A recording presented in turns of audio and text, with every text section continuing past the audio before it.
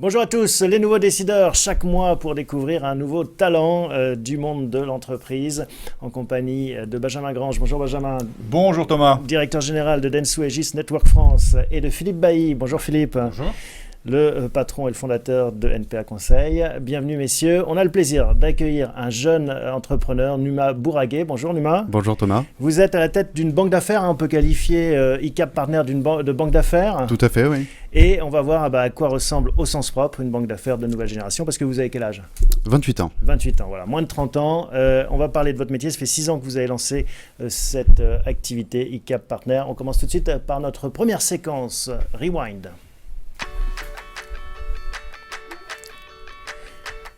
C'est Philippe, je crois, qui commence Rewind cette semaine. Qu'est-ce qui vous a marqué ce mois-ci ? Ce qui m'a marqué, c'est le retour de Pikachu en version jeu mobile. Pokémon Go, donc, qui a été mis en ligne par Nintendo le 6 juillet, il y a à peine une semaine. Apporté une illustration, on va le voir, Pokémon avec Pikachu. Exact. C'est vrai que ça nous avait manqué, voilà. Et alors maintenant, c'est Pikachu en version réalité augmentée, on va le voir dans la deuxième illustration, à travers ce jeu sur l'écran du smartphone et en utilisant la géolocalisation. Ouais. On voit des Pokémon partout, voilà. Et physiquement partout, implémentés dans des espaces réels. Le jeu, c'est de les attraper avec son smartphone. Ne me demandez pas comment on fait, je ne m'y suis pas essayé. On n'avait déjà pas le temps de faire autre chose et on va devoir courir après les Pokémon. Donc, Absolument, avec 2 ou 3 conséquences déjà. En tout cas, le premier pour Nintendo, ça c'est plutôt réussi. Le titre a pris, la valeur de l'entreprise a gagné 7 milliards à Tokyo pour atteindre 23 milliards en fin de semaine. Un tiers de plus. À peu près. Presque. La deuxième, c'est qu'on ne crée plus rien dans le numérique sans créer aussi un peu de polémique. Alors, polémique sur la data, ça c'est classique et inévitable. On soupçonne Nintendo, à travers Pokémon, d'aspirer toutes les données de ses utilisateurs. Une autre polémique un peu plus rustique, c'est celle du braquage, puisque à travers les données de localisation, on a déjà repéré, aux États-Unis notamment, quelques cas de hold-up, de coups fourrés, où je cherche mon mot. De show-strap. De show-strap, voilà, tendu à des utilisateurs de mais c'est jeux. pas nouveau, ça, la localisation et les datas, Facebook, quand vous dites je pars en vacances, votre maison est cambriolée, c'était déjà le cas, non ? C'était déjà le cas, absolument. En tout cas, ce que je disais, ça fait partie maintenant du standard et des éternels... une nouvelle activité. Absolument. Le point au-delà, c'est ce mélange et cette hybridation de plus en plus grande du monde réel, du monde physique. Là, encore une fois, ce sont les Pokémon qui envahissent le monde physique. À quand le prochain jeu ? La fameuse réalité augmentée. Numa, vous jouez au Pokémon ? Non, écoutez, je ne joue pas au Pokémon. Vous l'avez testé, ce Pokémon Go ? Non, j'ai pas eu l'occasion, mais c'est vrai que comme vous le soulignez, l'impact à la fois sur les utilisateurs et sur le cours de bourse est assez impressionnant. Et ça remonte du dynamisme de cette licence. Et au-delà, la réalité augmentée, j'imagine, on va en reparler en détail, mais c'est une des tendances de fond que vous devez suivre aussi. Tout à fait, c'est un des secteurs qu'on regarde de près. La réalité augmentée, la réalité virtuelle. On s'attend à pas mal de levées de fonds dans le secteur. Et on voit d'ailleurs que beaucoup d'acteurs corporate commencent à mettre un pied dans le secteur et à développer pas mal d'expériences digitales en réalité virtuelle. Donc oui, c'est un secteur qu'on regarde de près. Avec des Français. Gyroptique, je crois, qui a levé une grosse dizaine de millions. Exactement. Alors après Gyroptique, on est vraiment dans le device pour pouvoir prendre des vidéos à 360 degrés. Donc là, c'est du device et on s'attend aussi à pas mal de levées de fonds dans l'univers du soft. Donc vraiment des outils pour pouvoir soit créer, soit diffuser des expériences, encore une fois, en réalité virtuelle. Alors, Benjamin, qu'est-ce qui vous a marqué ? Peut-être un mot sur Pikachu ou pas de commentaire ? Non, pas de commentaire, parce que je vais déjà revenir sur cette finale, évidemment, de l'Euro malheureuse pour les Français. Non pas pour commenter, évidemment, le match, mais pour vous parler des audiences. Parce que M6 a eu une audience historique avec 20,8 millions de téléspectateurs et même un pic d'ailleurs à 23,4 millions de téléspectateurs. Alors je ne sais pas si vous regardez Numa, le foot, si vous êtes un fan de foot. Écoutez, j'ai regardé.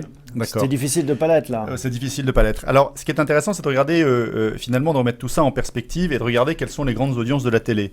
Et si on remonte, alors je me suis amusé à remonter jusqu'à 1989 et il se trouve que dans les 20 meilleures audiences que l'on trouve en télé, eh bien il y en a 15 qui sont faites par le foot. le reste étant le rugby et le patinage, et un malheureux film qui a réussi à battre ses audiences sportives.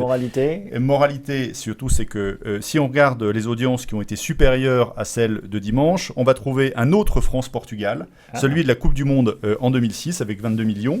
On trouve Italie-France, Coupe du Monde en 2006 aussi, et on trouve un Italie-France à l'Euro 2000. Bref. Vive les pays latins. Bref, vive les pays latins. Donc, si vous voulez avoir une audience sur la télé linéarisée, eh bien, c'est du foot. Et il faut la France. Il faut un match avec des pays latins. Voilà. Et avoir les klaxons. Il faut même la France. Il faut surtout la France. Oui, les coups de klaxon qu'il y avait, on a une grosse communauté aussi qui supportait le Portugal. Exactement. Et là, ce qui est intéressant aussi, c'est que la petite différence des 2 millions par rapport aux grandes audiences, qu'on aurait pu imaginer que finalement on soit sur la meilleure audience qu'on ait pu avoir sur le foot, eh bien la différence vient notamment de Being Sport et du multi-écran, comme quoi même dans le monde de la télé linéarisée et sur de l'événement live, eh bien on voit la concurrence du numérique grandir. Un commentaire sur le foot, vous êtes footballeur, vous aimez le foot? Je suis pas footballeur, je suis amateur de football, supporter des Girondins de Bordeaux, donc ça a été quelques années difficiles. Personne n'est parfait. Tu supportes les Girondins? Bordelais, mais j'ai fait mes études à Lyon. Ah, voilà. Tout s'explique. De beaux clubs. Exactement. Bon, allez, on n'est pas là pour on fait le match, on avance avec notre rubrique consacrée au portrait numérique de notre invité, en l'occurrence Pixel.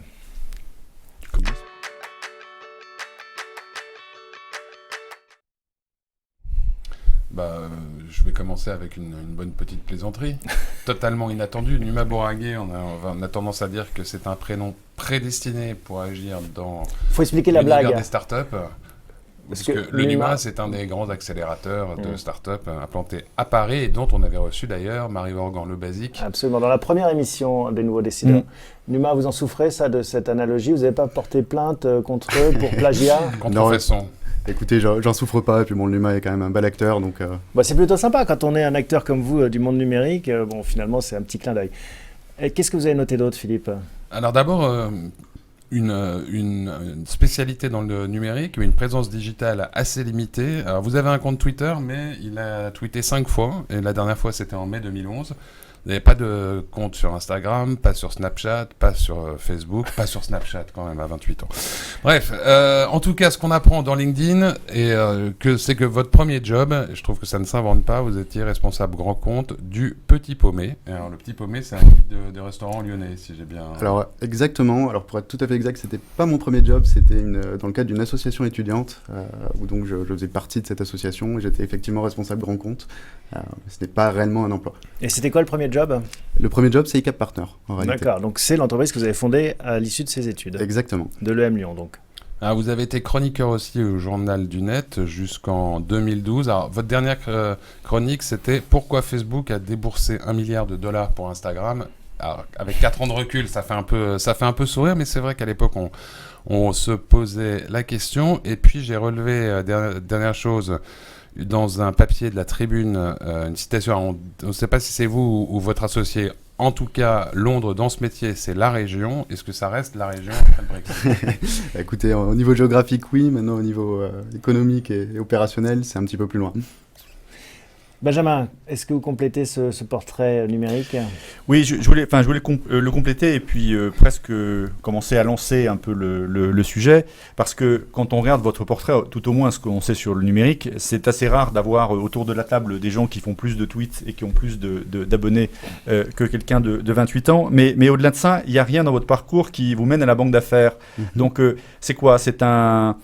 C'est une conviction personnelle? Vous êtes révélé banquier d'affaires ou vous avez fait une rencontre inattendue? Qu'est-ce qui vous a mené là? Non, en réalité, c'est d'une part mon cursus scolaire. Vous savez, j'étais diplômé d'une école de commerce, comme vous l'avez souligné, avec des expériences dans le digital. Je travaillais dans une web agency à New York, puis en finance à la direction des relations investisseurs chez Lagardère. Et donc, avec ces deux expériences combinées, suite à la rencontre avec mon associé également, à la sortie de nos études, on était plutôt prédestinés pour aller sur des activités de cabinet de conseil en stratégie ou en financement. Et puis on a identifié une opportunité de marché en réalité sur des acquisitions et des cessions de petites sociétés dans le digital.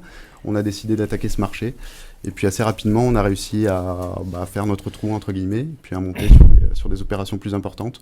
Donc je dirais que c'est à la fois lié à un cursus scolaire, à aussi une envie personnelle d'entreprendre, de créer. et puis également une opportunité. Mais c'est possible d'improviser ce métier, entre guillemets, en autodidacte, parce que souvent, ceux qui créent leur boutique, comme on dit, ont un parcours chez Rothschild, Lazare ou d'autres. Vous, from scratch, après les études, vous vous dites, tiens, je vais lancer une banque d'affaires. C'est quand même, c'est bien, c'est ambitieux, mais on se dit, c'est un métier quand même qu'il faut apprendre. C'était osé, on nous a souvent comparé à des fous. Maintenant, dans la réalité, on est vraiment sur le small market. Aujourd'hui, on adresse des opérations qui se situent entre 1 et 100 millions d'euros. Donc sur un métier qui est surtout un métier commercial et marketing. Notre valeur ajoutée, c'est de savoir comprendre une activité, savoir la mettre en valeur et gérer un process. Donc on est vraiment plus sur une compréhension métier et sur un savoir-faire relationnel que sur des compétences financières très poussées. On va voir quelques-unes de vos références parce qu'elles sont assez nombreuses et assez... elles éclairent pas mal, en effet, votre réussite, en tout cas la réussite de ICAP Partner. Beaucoup dans les médias, on voit du TF1, on voit du Énergie, Webedia, très numérique bien sûr, mais déjà un palmarès de tombstone, c'est comme ça qu'on les appelle, les pierres tombales élogieux. Un petit commentaire sur ces références ? Oui, en effet, comme vous le voyez, on est uniquement spécialisé sur le secteur digital, mais qui est très vaste aujourd'hui, qui a été anciennement disrupté dans le secteur des médias, dans le secteur du marketing, dans le secteur de la communication, et qu'on voit vraiment comme un élément transversal aujourd'hui, et non plus comme une activité verticalisée. On voit des startups dans le domaine de l'industrie, on voit des startups dans le domaine de l'agriculture. Et donc voilà, nous, c'est vrai qu'on a un track record assez important dans l'écosystème médias-communication, et qui devrait se renforcer. En 2011-2012, quand vous avez commencé l'activité, vous aviez 22-23 ans, pas de track record. Les premiers clients que vous êtes allés voir, qu'est-ce que vous leur avez raconté pour les convaincre que vous étiez le bon conseil ? On a commencé par des missions de conseil côté corporate, donc pas par des mandats de session, mais par des missions, par exemple pour M6, pour le groupe Sud-Ouest, pour le groupe Studirama. Donc c'était plus du conseil classique et vous avez dérivé vers le côté financier ? C'était toujours du conseil orienté M&A, donc soit sur de l'identification de cibles, soit sur la négociation avec des cibles déjà identifiées. Et je pense que ce que ces groupes ont apprécié chez nous, c'est d'une part notre approche, avec une vraie proactivité, une approche très exhaustive, notamment dans la recherche de cibles, un aspect générationnel qui est certain. Ils ont eu plus facilement confiance en nous pour traiter de problématiques digitales. Et voilà, et un petit peu de chance aussi, il faut l'avouer, d'avoir rencontré les bonnes personnes qui nous ont fait confiance et qui nous ont permis d'apprendre le secteur. Alors, Benjamin. Alors, moi, je vais poser évidemment la question dans l'autre sens. Je suis vendeur, j'ai une très belle start-up, elle fait déjà 80 millions d'euros. Qu'est-ce qui fait que je vais taper à votre porte plutôt que d'aller chez Transaction Air ou chez Brian Garnier ou d'autres ténors de la place qui finalement vont m'assurer une pleine valorisation de mon capital ? Alors la valorisation, premièrement, c'est un des éléments de l'offre. Ce qu'on a tendance à dire à nos clients, c'est une belle offre, c'est certes une belle valorisation à l'entrée, mais c'est également un beau projet et une belle valorisation à la sortie. Donc c'est pas le seul élément sur lequel on va insister. Maintenant, ce qui va nous différencier par rapport à nos confrères ou nos concurrents, c'est d'une part notre spécialisation. On est encore une fois très spécialisé dans le digital, ce qui fait qu'on comprend très rapidement les activités de nos clients, leurs écosystèmes, et on est capable de les mettre en valeur. Deuxièmement, je dirais encore une fois, c'est notre approche, très proactive, très combative.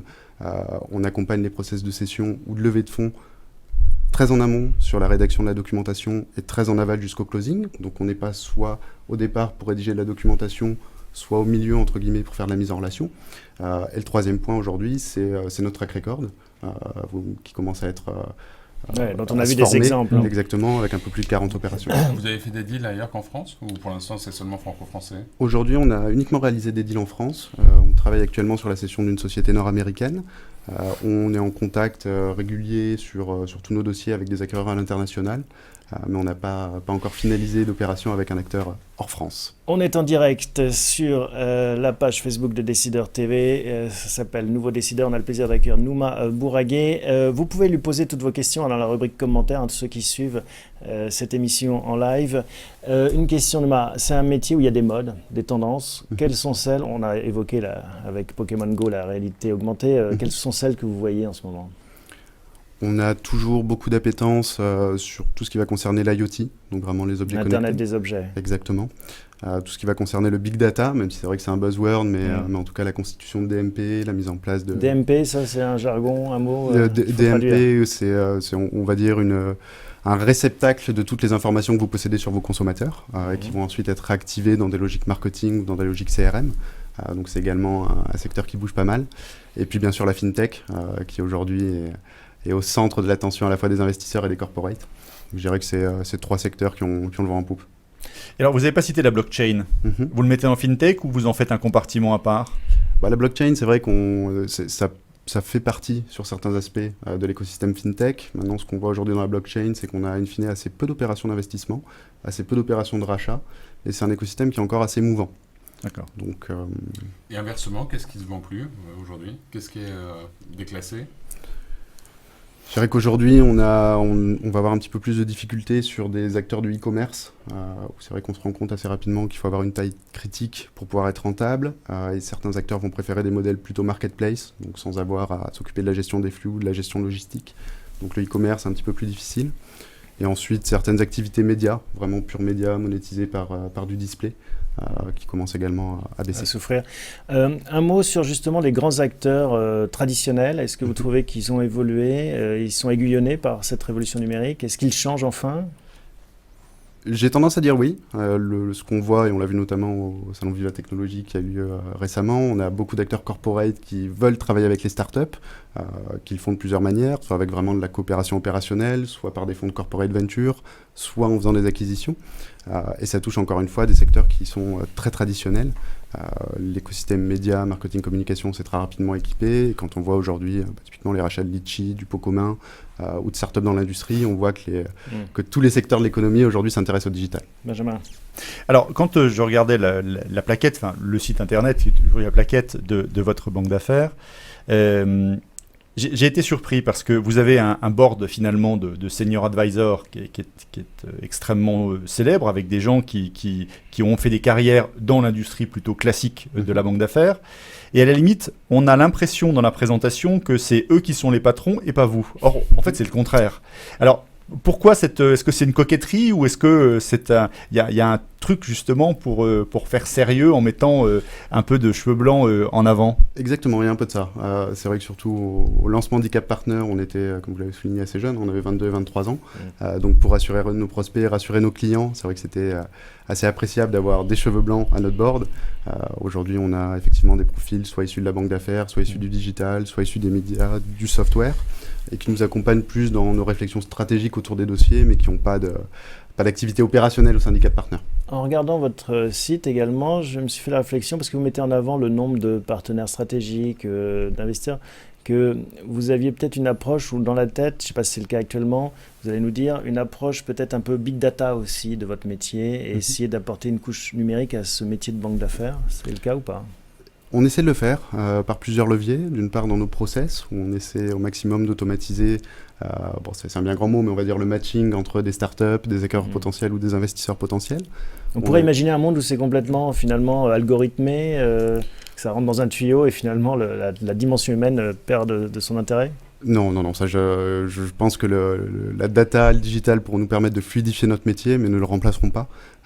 On a une activité qui est aussi une activité de soutien auprès de l'entrepreneur, qui est une activité de conviction auprès des acquéreurs, et qu'un algorithme ne pourra pas remplacer. En revanche, on a également une activité poussée sur la data en termes d'analyse de marché. Aujourd'hui, on suit et on traque l'intégralité des levées de fonds dans le secteur numérique en France, ce qui nous permet de tirer des tendances, à la fois en termes de secteur, d'âge, de business model, et donc de mieux cibler nos prospects ou les acquéreurs ou les investisseurs potentiels.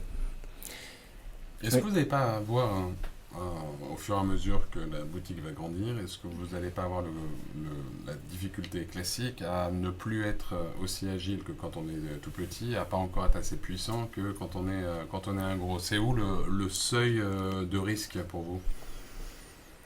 Si je regarde la concurrence, on voit qu'elle est assez disparate. On a en effet des acteurs qui sont des acteurs établis, des grosses boutiques qui vont avoir plusieurs dizaines, vingtaines de collaborateurs. Et on a également quelques indépendants qui arrivent à avoir une part de marché assez conséquente avec des toutes petites équipes. Nous, notre vision, c'est de continuer à grossir avec le marché, de le faire de façon saine. Donc cette question du seuil aujourd'hui, c'est difficile pour moi d'y répondre. Alors si on prolonge la question de Philippe, comment est-ce que vous voyez la suite? Est-ce que vous voulez embaucher, grossir, vous rapprocher, vous faire absorber vous-même? Aujourd'hui, on est dans des logiques de recrutement. On est en train de recruter notre 3e chargé d'affaires. Donc on souhaite continuer à grandir à la fois sur les volumes de deals, sur les valeurs de deals, également sur l'international, que vous soulignez tout à l'heure, où c'est un élément central pour le développement d'E-Cap.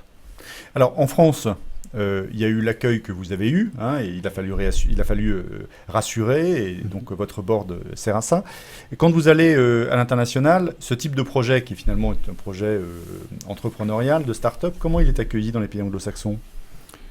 Aujourd'hui, on adresse surtout l'international par le biais de sociétés françaises qui souhaitent soit être financées, soit être rachetées, entre guillemets, ou s'adosser par des acteurs internationaux. Nos premières démarches proactives pour aller, obtenir des mandats de cession auprès de ces sociétés-là se font soit par notre réseau, soit encore une fois par notre connaissance sectorielle. Donc jusque-là, on a un bon accueil. Maintenant, on voit aussi des grandes différences entre les États-Unis et le Royaume-Uni. Typiquement aux États-Unis, on va avoir des investisseurs et des acquéreurs qui ont des approches beaucoup plus proactives, donc qui n'hésitent pas eux-mêmes à contacter des startups. Donc c'est vrai que le métier est de plus en plus désintermédié. En revanche, au niveau du Royaume-Uni, les logiques sont assez similaires. Donc on pense, en tout cas on espère pouvoir s'implanter là-bas assez rapidement. Une dernière question, comment est-ce que vous qualifiez le métier de banquier d'affaires, si on devait le résumer? Qu'est-ce qui fait finalement sa valeur ajoutée dans l'écosystème? Notre rôle, c'est d'activer des rapprochements qui créent de la valeur. Donc encore une fois, on a toute une partie de mise en valeur, de compréhension d'une activité. On a une partie plus humaine. On travaille avec des entrepreneurs pendant 6, 8, 9 mois. Donc on les coach, on se plonge dans leur société qu'on doit connaître quasiment aussi bien qu'eux. Donc le métier de banquier d'affaires, c'est avant tout un métier de conseil. Conseil auprès de notre client pour l'aider à créer le maximum de valeur. Allez, avant la rubrique Forward, une dernière question, Benjamin ?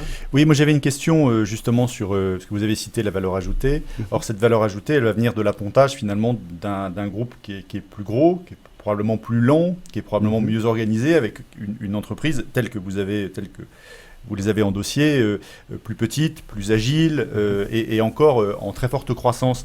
Qu'est-ce qui fait que l'appontage, le plus gros ne ralentit pas le plus petit ? Au niveau stratégique, l'objectif du plus gros, lorsqu'il absorbe le plus petit, pour reprendre votre dichotomie, c'est de maintenir son agilité. Alors après, dans les faits, on a effectivement des process qui sont beaucoup plus lourds, mais la volonté de ces groupes-là, c'est de continuer à soutenir la croissance, voire l'accélérer. Donc nous, ce qu'on remarque, c'est qu'on a en général, post-acquisition, une certaine indépendance de la société cédante. On essaie de mettre en place des synergies, et au bout de 2-3 ans, on a une intégration qui est beaucoup plus globale. Donc c'est à travers le schéma d'intégration qui commence par une marge de liberté un peu importante et petit à petit un chemin d'intégration que vous arrivez à préserver finalement les intérêts des deux et donc à créer cette valeur que vous essayez de créer. Exactement, et dans tout rapprochement, notre objectif c'est de trouver des acquéreurs pour lesquels la société est stratégique, donc pour lesquels on pourra mettre en place le maximum de synergie. On peut citer un de vos records, l'acquisition par Webedia à 100 millions d'euros de l'agence Mixicom. Mixicom, tout à fait. Comment ça s'est passé ça, faire un deal à 100 millions d'euros, j'imagine que c'est quelque chose qui met du temps à coucher. Ça a été, le process dans notre métier dure entre 5 et 9 mois en moyenne. Là, en l'occurrence, on connaissait les fondateurs de Mixicom depuis quelques temps, qui ont reçu plusieurs approches de la part de groupes médias, de concurrents internationaux, qui ont donc vu qu'il y avait une opportunité à la fois pour sécuriser une partie de leur patrimoine et surtout qui ont vu la logique d'un adossement industriel pour continuer à développer l'activité. Et donc on les a accompagnés, on a noué des contacts avec une poignée de groupes, avec qui on a prolongé les discussions et in fine Webedia a proposé un projet qui plaisait beaucoup aux fondateurs et puis également une valorisation qui rencontrait leurs attentes. Qui ne gâtait rien. Dernière question, est-ce que... C'est la 5 fois qu'on se dit dernière question. Balle de match. Dernière question, quand vous proposez vos services, est-ce que vous avez des honoraires qui sont plus faibles que vos concurrents, qui ont pignon sur rue ? Combien vous gagnez sur 100 millions, par exemple, sur un deal à 100 millions ? En l'occurrence, sur ce deal-là, on a gagné assez peu. On était effectivement, en termes de rémunération, je pense, en dessous du marché. Mais c'est vrai que pour nous, c'est aussi c'était un deal important, parce que très visible et d'un montant élevé. Maintenant, de façon générale, on est à peu près dans le marché. Donc on est sur une mécanique assez simple. On a un paiement fixe au lancement de la mission, mais qui est plus symbolique, qui va surtout servir à valider l'engagement de notre client dans le processus. Et puis une commission de succès qui va être indexée sur le prix de vente ou sur les montants levés. Et de quel ordre ? On est entre 4 et 6%. Et sur Webedia, donc, c'était combien ? C'était bien en dessous. Bon, on ne saura pas le chiffre. Allez, on a zappé la rubrique chit-chat, parce qu'on avait enclenché la conversation dans la partie pixel. On finit avec notre traditionnelle séquence Forward. Qui commence, toi ?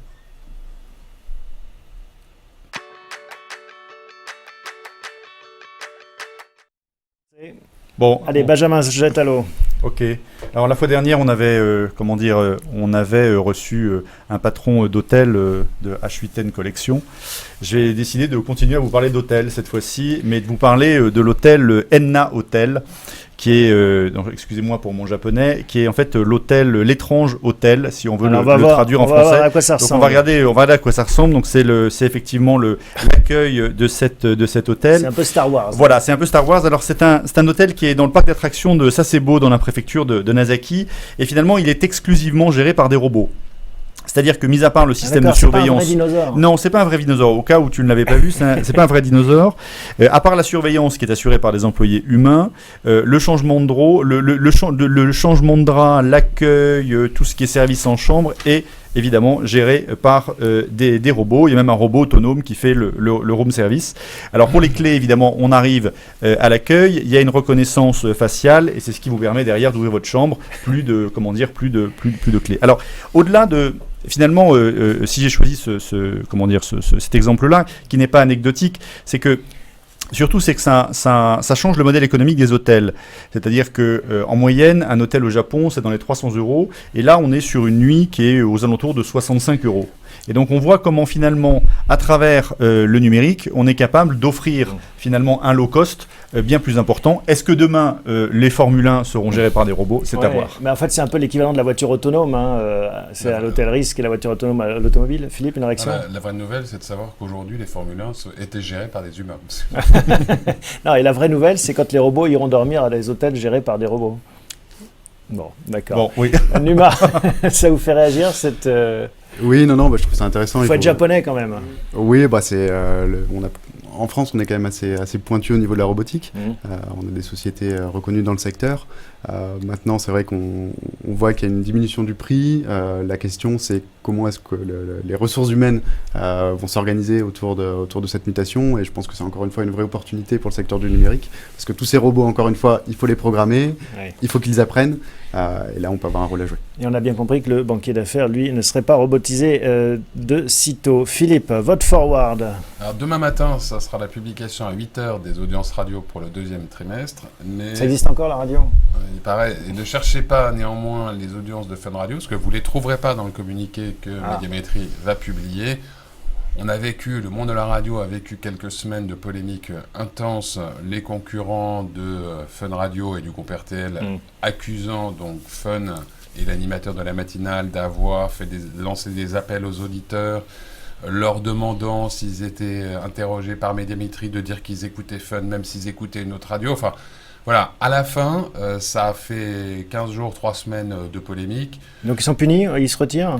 Ils sont punis, clairement. Enfin, ça a été une forme de sanction décidée par Médiamétrie. Mais au-delà de savoir si réellement il y a eu un effet ou pas, on peut se demander si effectivement, si on vous appelle, vous Thomas, demain, et que vous avez été... vous avez entendu l'animateur de la matinale dire que vous écoutez Énergie. Est-ce que vous direz avoir écouté Énergie si vous ne l'avez pas fait ? Bon, peu importe. En tout cas, tout le monde peut le faire en plus. Je pense surtout que ça fait beaucoup de mal aux médias.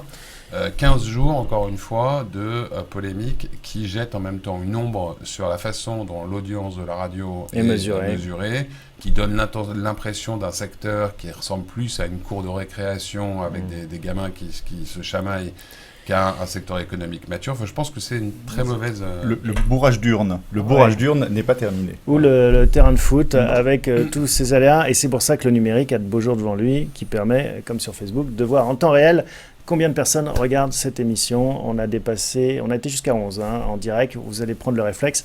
Revenez nous voir sur les nouveaux décideurs. Bien sûr, vous pouvez la revoir en replay sur Facebook ou ailleurs, sur YouTube, et puis sur les sites de nos partenaires NPA Conseil et Dentsu Aegis Network. Presque, pas encore, non ? Si, presque. Ça existe maintenant.